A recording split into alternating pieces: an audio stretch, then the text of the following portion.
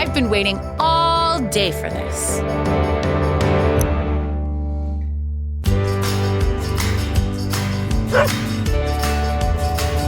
Baron, my handsome man.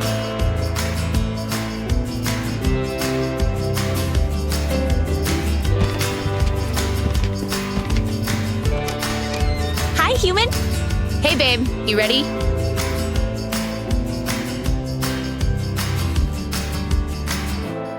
All right, let's roll it.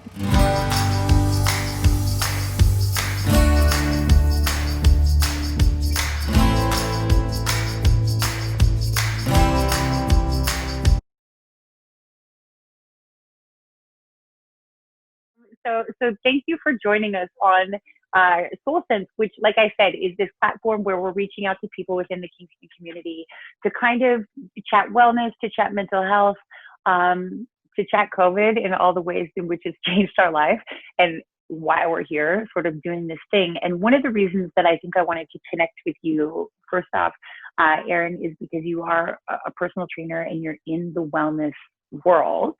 And I have a lot of questions for people in that world about how we think things are going to be changing. But before we go there, why don't you tell us a little bit about yourself and who you are? Okay. I'm terrible at this part. Amazing. Yeah, right? So I'm Erin. That's also me right there.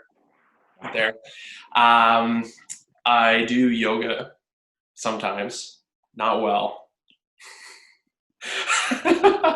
I've been leading a hot yoga practice at Good Life for 9 years in the hot yoga space. Prior to that, I did like other group fitness type of stuff. And like I've got, I don't know, the odd other qualification with like military fitness and everything along the lines of that. It's really hard to talk about myself. I don't know. All right. I'll start. I'll go back here. Let me start when I was 3. Yeah. Like, I've been around gyms and fitness since the 90s. And like I first started working in a gym. I know. It's like, yeah, the 90s. Woo. First started working in a gym like early millennium, and like it's been super fun.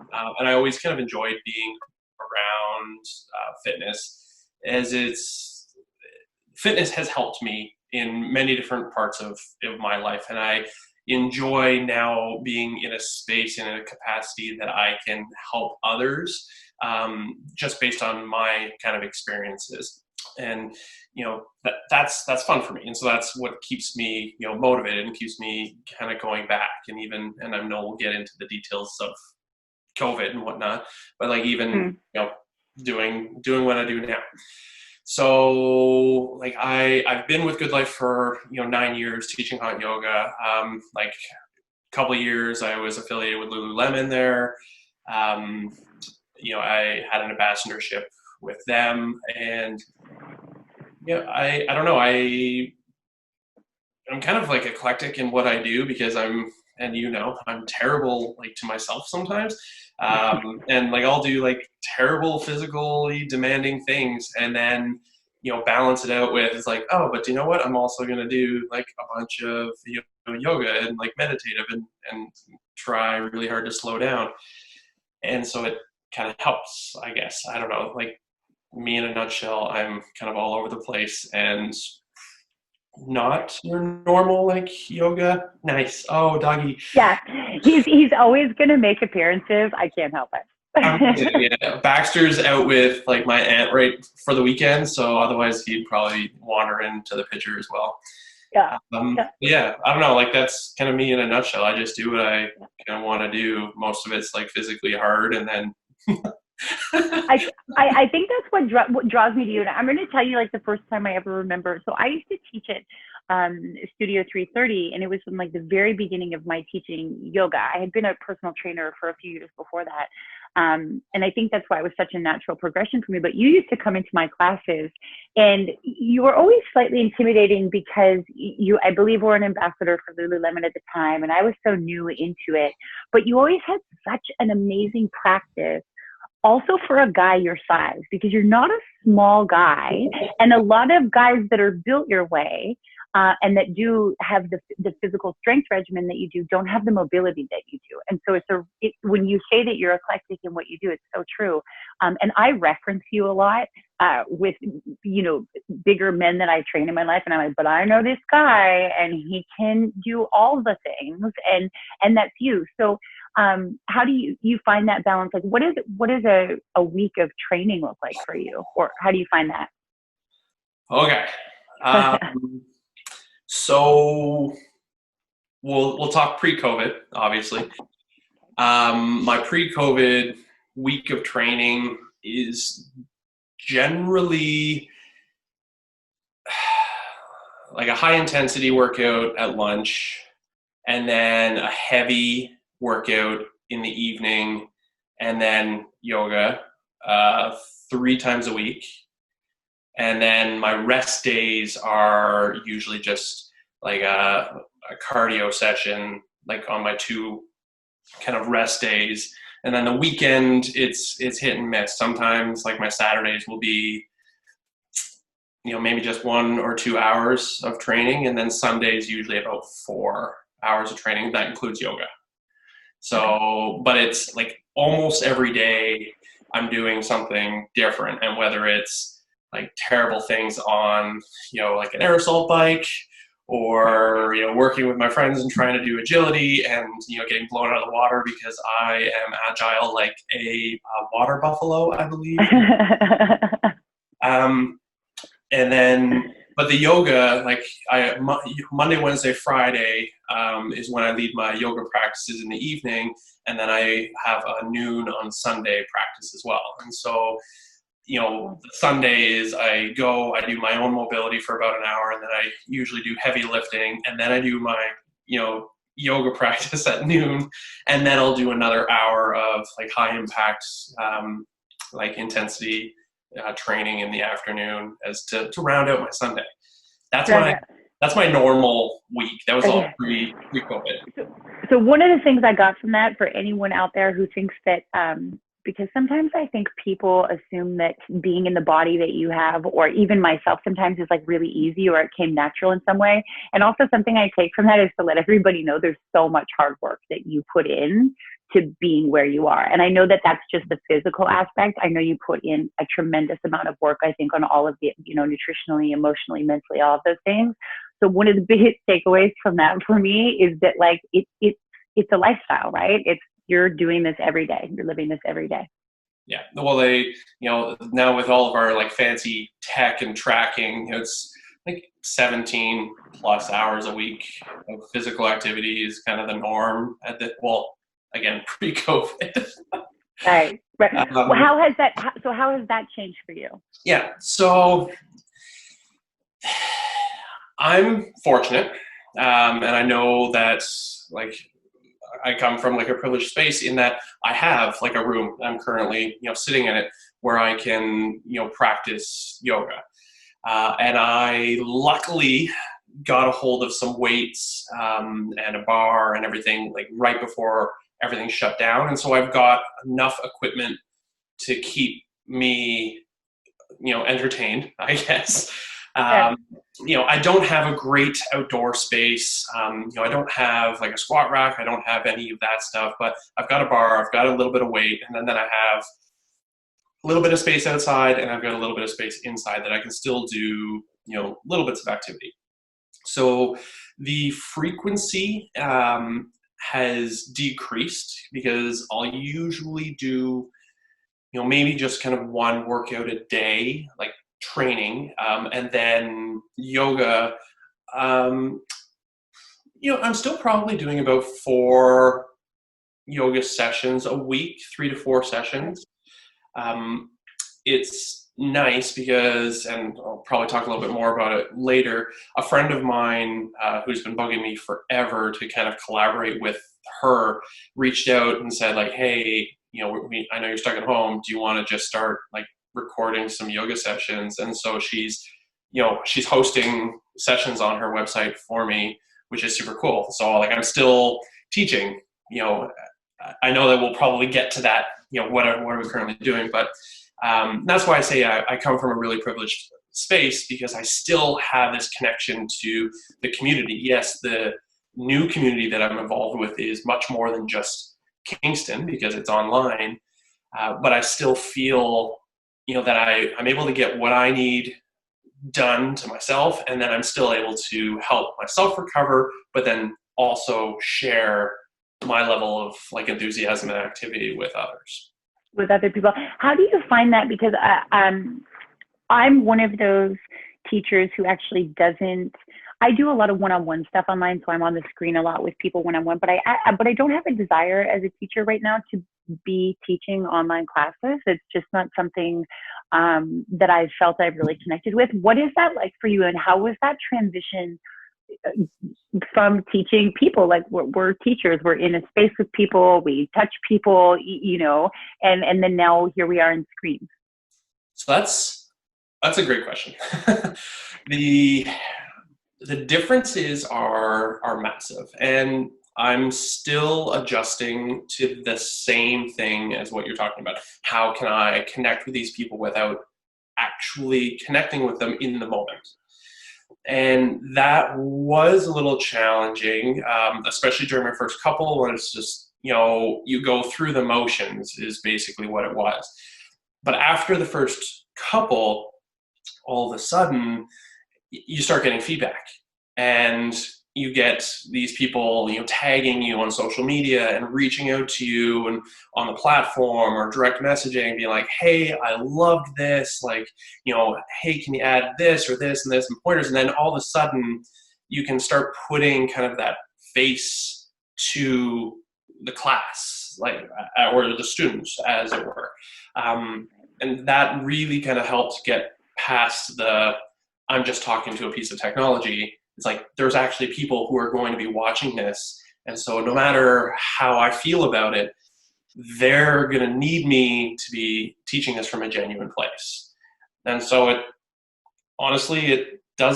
is very different than doing it in a live, studio setting. Yeah.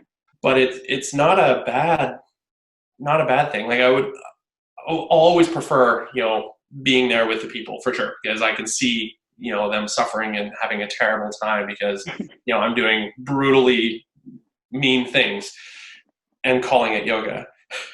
They're growing. They're uncomfortable. They're growing. Yeah, no, exactly. And so it's like, okay, do you know what? Maybe it's a good time for child's pose. How about we do a little bit more gentle, relaxing, some hands-on stuff instead of, resting chair pose. That kind of stuff. So, yeah, I don't know. It's been a fun adventure, but I understand your side of it as well, and it's this little balance.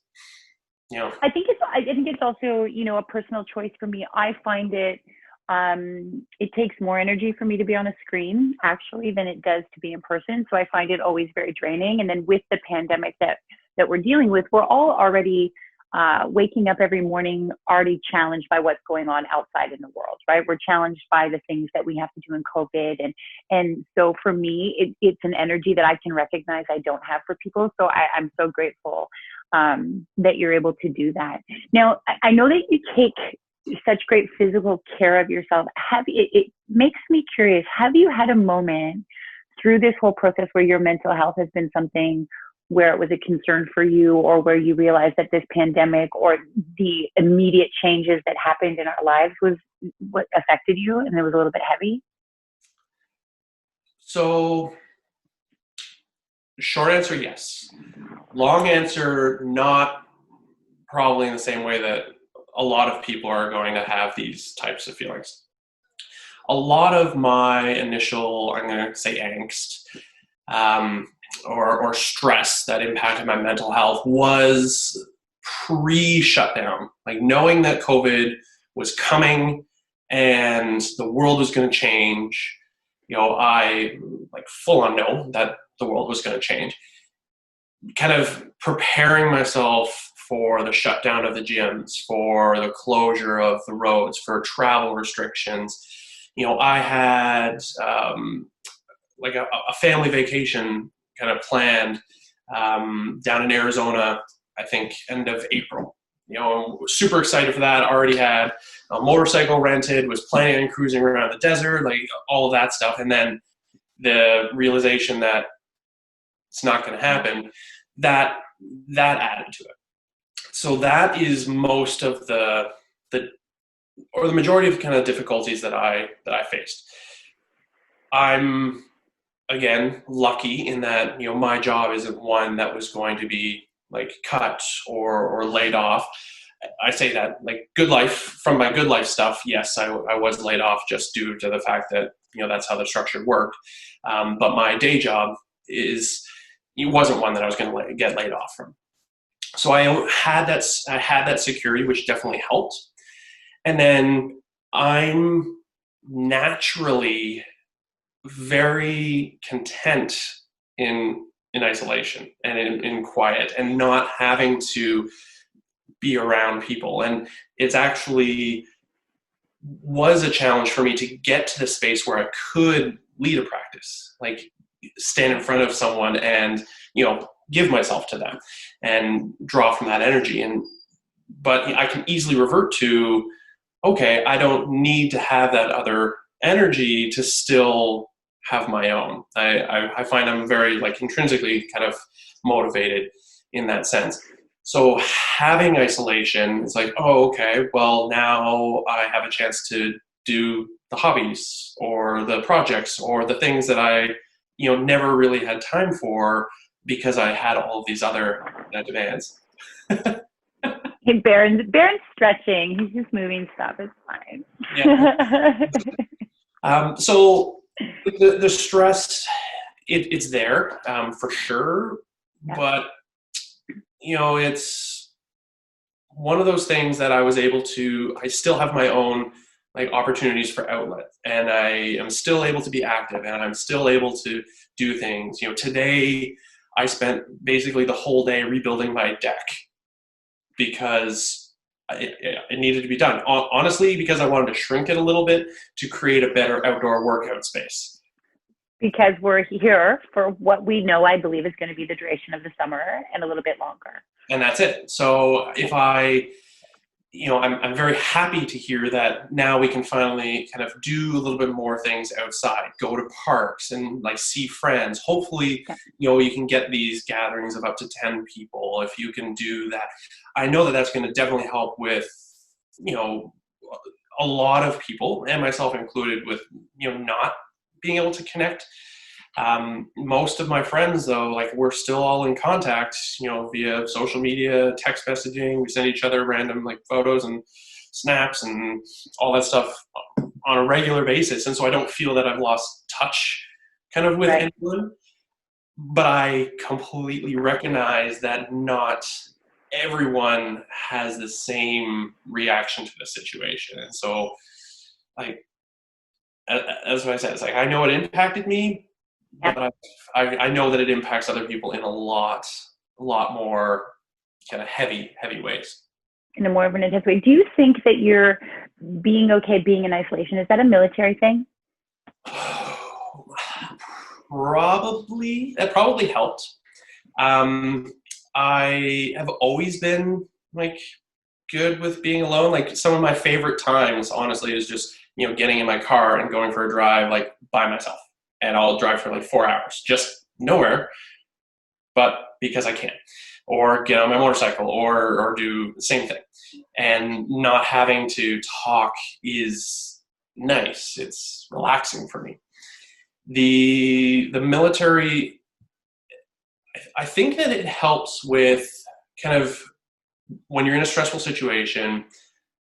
I know that the stressful situation is going to end at some point, and I know that how I get through it is dependent on how I react to it. And so what I can take away from it, what I can add to it. And from teaching, from being the stressor, teaching boot camps and stuff like that, which I did. I know that, at the end of the day, it's how you kind of play the game. And for us right now, it sucks, but it sucks for everyone. Yeah. Different levels. Yeah. But we're kind of all in this together. And so if we can kind of support each other whenever we need support, if we can respect, other people are in like this stressful situation, they were laid off work and they are worried about their bills and they're worried about, their physical fitness because they don't have the same access to it. They're worried about X, Y, Z, and not snapping at them and not, degrading them, and kind of being open to other people's experiences is really kind of what's going to help us, as a whole, as a community, kind of get through this. I think that that's actually, it speaks a lot about humanity and how we approach this, and that it is the first time we're actually to step back and be selfless for sort of the greater good of everybody else. And I personally am a little bit, like, I realize we have to reopen and these things have to happen. I'm also personally a little bit hesitant. I'm not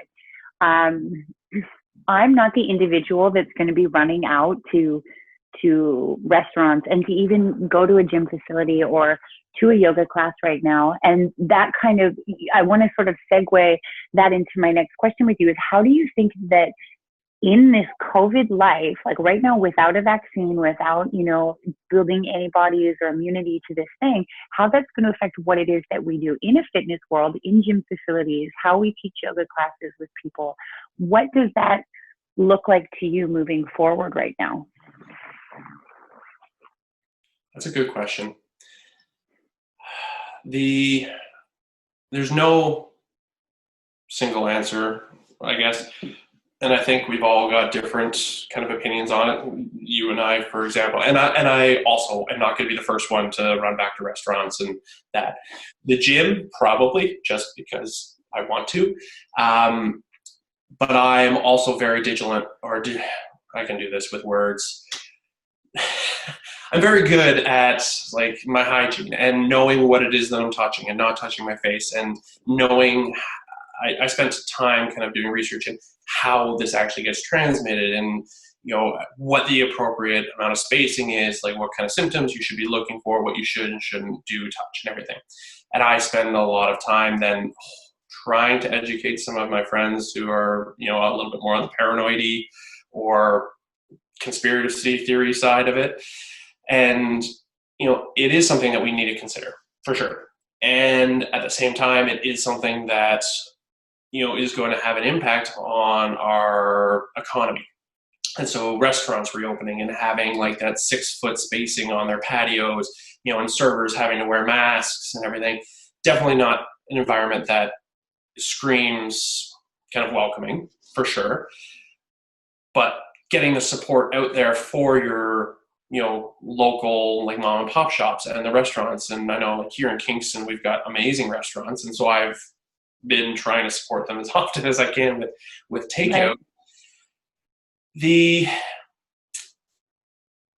I'm not going to be in a rush either. And I think most of us are going to be in a similar kind of space. It definitely worries me to hear about the people who are just like so wound up about getting back to kind of that lifestyle.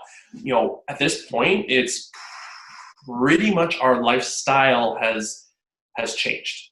Like, period. It's not that it's going to go back. It's just changed.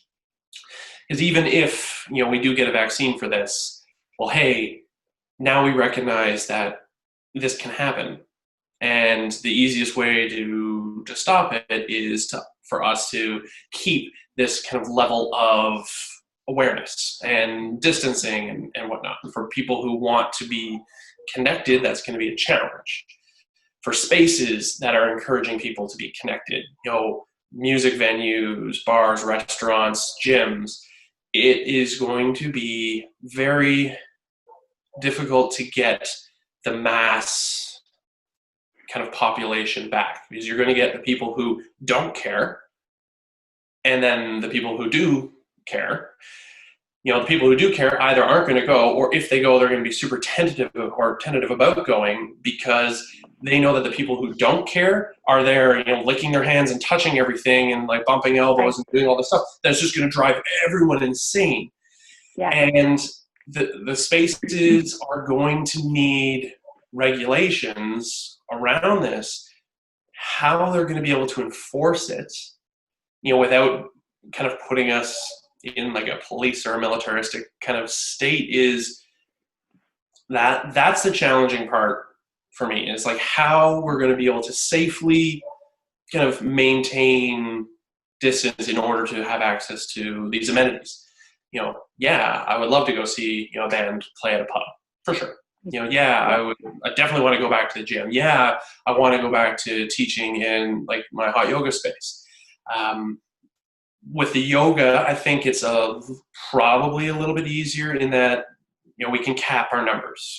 Yes, we're only going to have X number of people. Hey, you can put little tape marks on the ground, line up your mat with this. Maybe you want to be a little bit more freestyle. Just make sure that you're observing distancing, all the like sanitizing of the props, or bring your own props, bring your own yoga mats. Now, all of a sudden, though, that's going to create the new issue of some people are going to be able to afford to do that. And then some, rely on the studio to provide this mats and props and blocks and bolsters and everything like that, but then are going to be nervous about using them because they don't know if they're going to be safe using them. So it's a hard question to answer, and I don't think there's really a right way to answer it, honestly. I think as a studio owner as well, I think the recommendations, the requirements, the precautions moving forward for students, for teachers, for all of that, it's just a new level of asking ourselves what this new world is like. For restaurant owners, is this the kind of restaurant that you imagined owning? How long does everyone sort of need to struggle through the new way of things until they can get back to kind of the way the old model was? Like I believe we don't actually get to go back. When people say they look forward to going back to normal, I kind of am like, you got to learn we can't go back to normal. That's the thing we're sort of veering away from a little bit. What is the biggest piece that you're going to leave behind? What's something that you've realized that really has no importance that maybe this whole pandemic situation has brought to light for you?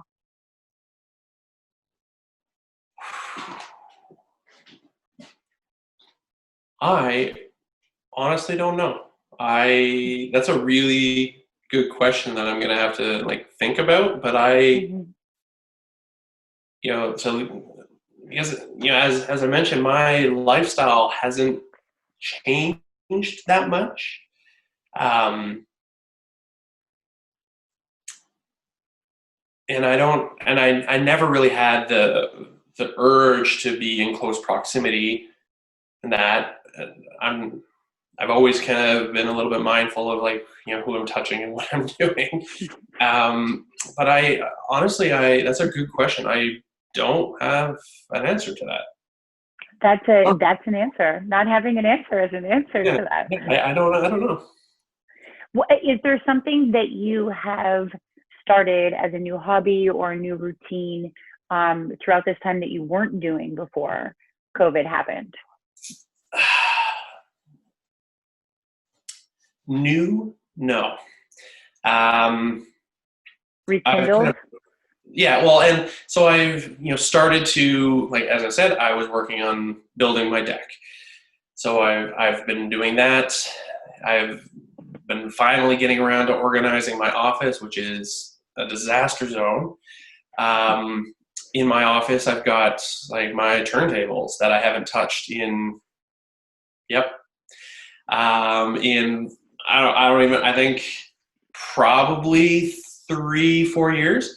And, so I find myself dilly-dallying on them for a half hour, 40 minutes kind of a day, because why not? It's just finding those little things that you didn't have time for. I never had time to stand and just, basically listen to music. for 40 minutes. Like, who has that kind of time? So doing that and trying to find inventive ways to stay active, and kind of redoing a lot of my programming styles, I guess. I spend way more time snuggling my dog, and he probably hates it because he does not get full access to the couch anymore because some of us are.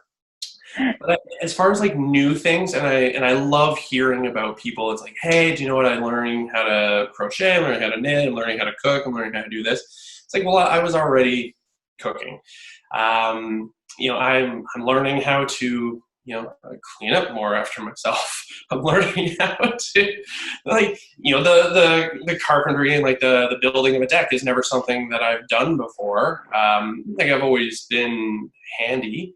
But it's like, all right, well, let's get lumber. I've got time to do that. Now that the weather's finally workable, I'm gonna start working on my car more, and just do all the hobbies that I've had through my life that I found I wasn't able to make time for anymore. So that's kind of the new thing that I've picked up. The new hobby. Maybe that's one of the pieces of COVID that you'll continue to take into your life moving forward. Maybe that's that thing, that's standing and listening to music. Perhaps it doesn't get to happen 45 minutes every day, but maybe decide you're not going to let go of that, and you get to do it twice a week, or and because I think that's a beautiful thing is one thing I know I realized is that I'm moving quite quickly. I'm very stubborn. I'm still moving quite fast. I haven't slowed down in that department yet, but I know I need to. And then also, I'm not sure, and I don't know if you and I have ever had this conversation, but I'm now coming up on my 7 months of being sober. And being sober in COVID to me has actually felt more like a superpower than anything, because people are using that as an outlet, I think, more than normal to get through sort of this difficult time. So as someone who works in wellness, we've been shut down to offer services to better people's lives and their mental health and that kind of thing, one-on-one capacity. LCBOs, places that sell alcohol, remain open. We obviously know for the health reasons and to keep the weight off the doctors and nurses and all of those things and what would happen. But how do you feel about that? Like, what is your take on that? So first, congrats. Good job. Thank you. Second, I myself have gone through like a little journey through COVID as well with the alcohol.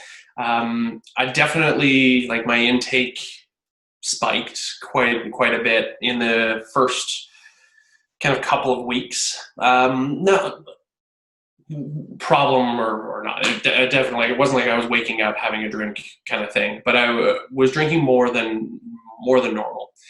And then recently I have also dropped way off. Not done. Like, I'm still I'll have a bottle of wine with dinner twice a week kind of thing. But instead of having 2 or 3 ciders a day plus wine plus whatever that, I've made that shift as well. And I don't know where on the curve I just went hey, do you know what, I don't need to do this anymore. I just kind of was like, oh, I don't need to do this. I think once the weather kind of changed for me as well, so I am now able to do a little bit more. I've got more outdoor space, I've got more outlets, and I know that a lot of people, as you said, are struggling kind of in that area. I know that one of the reasons that they were left open is because, unfortunately, there are people who have dependency and true addiction to whatever substance, alcohol or not. And without access to it, it would create obviously a difficult situation for them, but now they are going to be a situation that our healthcare system or our social system is going to have to deal with. And I know that that's one of the reasons that they left the LCBO open, for example. Is this also like an opportunity for us all to kind of reflect and be like, hey, was I drinking socially? You know, am I still drinking socially, even though I'm not being social? Right. That's a good question, and that might have been a question that I could like ask myself. To shift away from it is hard for most people, and I know you can definitely speak to that much more than probably I can. It's hard for me to really voice an opinion on it, just because I haven't had the same experience with it as many others do. Right. And I know that I come from a place of like wellness and of privilege, really, in that I do have those opportunities to, you know, do things that will keep me occupied, and I don't have to just sit down and have a drink.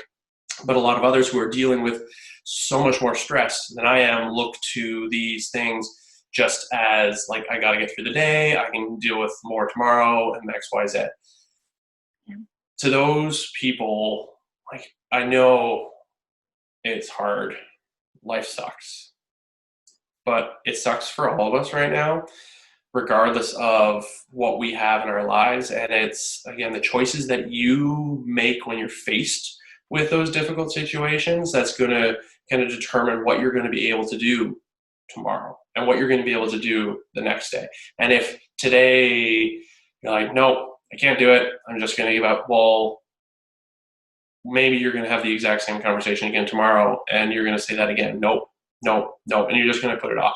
And this has really given us an opportunity to choose the challenge, I guess, and choose to see what it's like to try to find another outlet, and see what it's like to find the support. Reach out to a friend who, you know, whether you're the one who's got the not a problem, but whether you're the one who's dealing with consumption, or you know someone who is, maybe reach out to them and be like, hey, do you know what?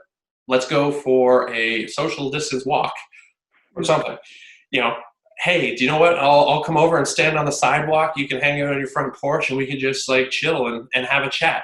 And you know, and do things like that. Just get out and try to do something about it, and see if all of a sudden, hey, I don't need to have such a high level of consumption in my life. You know what? Enjoying whatever it is that you want to enjoy, do it. Enjoy it if it makes you happy. If it gets to the point where you're not just doing it for enjoyment, but you're doing it out of boredom, that's where maybe you need to start asking, you know, some hard questions. I think that's a healthy question to ask with any substance when we go to do it, or anything that we use, is what is the reason that we've got there, right? What is the, I'm a cannabis user still, you know, I'm sober from alcohol, but I'm not like straight edge by any means. And I'm, God no, like, let's not get crazy. But I have to ask myself, when I come up to that point where I want to use cannabis in the day, at some point or another, it was for anxiety, depression, sleep, that kind of thing. But what is it now? Is it just recreational? Is it because, you know, workouts are a little bit more entertaining when I'm stoned, or like I can, you know, the way my muscles move is better? And I have to ask, or am I avoiding a situation or a thing? And so I think that's just a really healthy dialogue for us to start to have with ourselves. It could be shopping, could be gambling, could be people, you know, whatever that addiction is that we have. One last thing that I want to ask you, what would be the best advice that you could give someone right now who's feeling a little bit unmotivated in this pandemic? Maybe they haven't done anything so far, but they know that they need to kind of get going. Mental health is a little low. There's, you know, what would be something that you would say to someone right now to kind of sort of lift them up through that?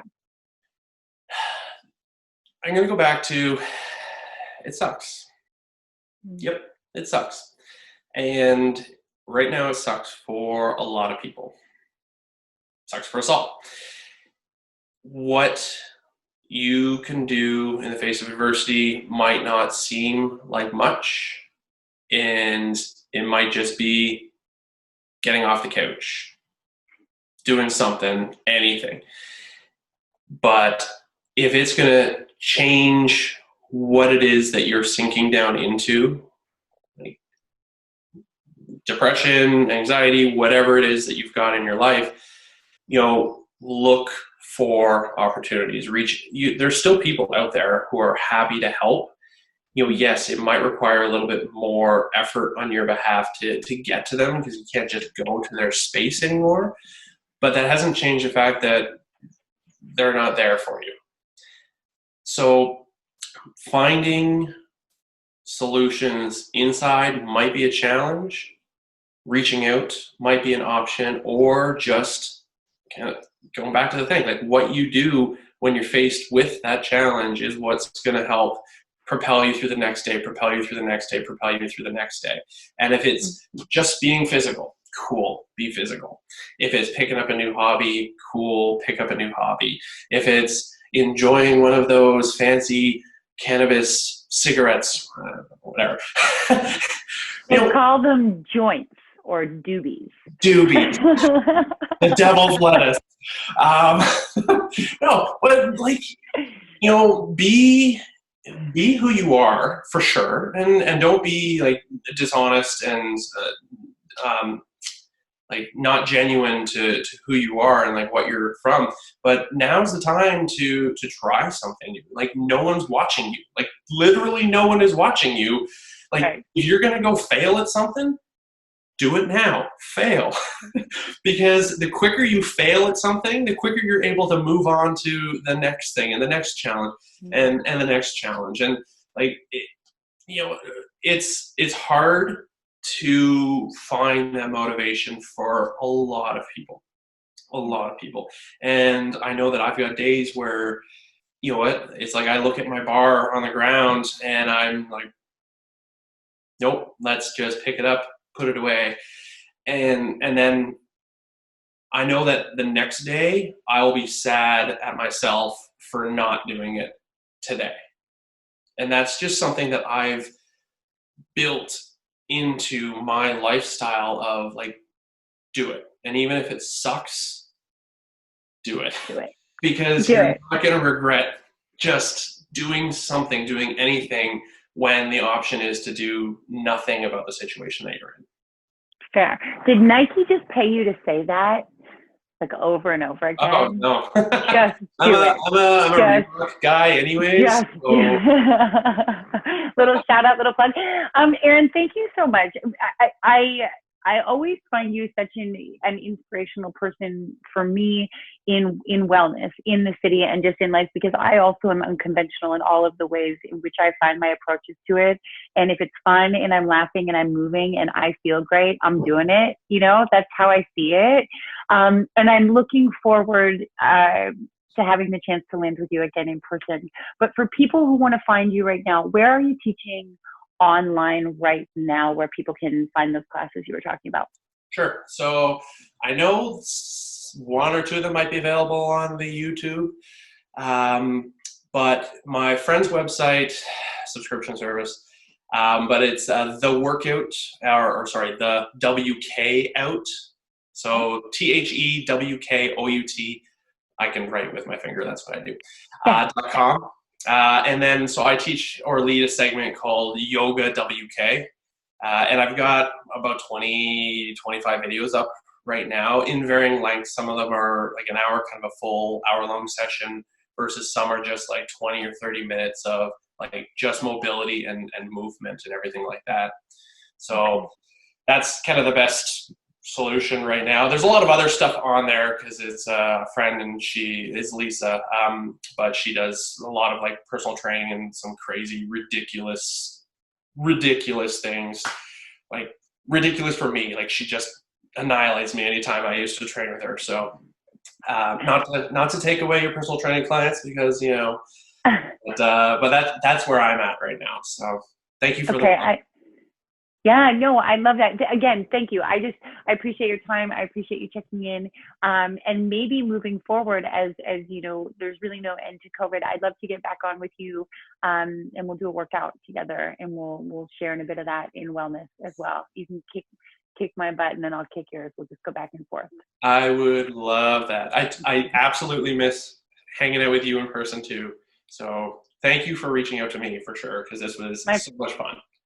My pleasure. We'll see you soon. Again, I appreciate it. I'll chat with you soon, and have a great evening. You too. Thank you. Okay. Bye. I think that's how I always have to end it. But it's like I've started a diagonal vogue, so you don't have to move your hands as much.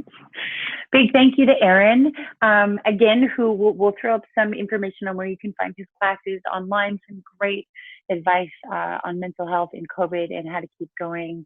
And stay tuned, because I think I am actually going to challenge him to a bit of a one-on-one workout, which I know I'll already regret later. But anyway, okay. Have a great evening.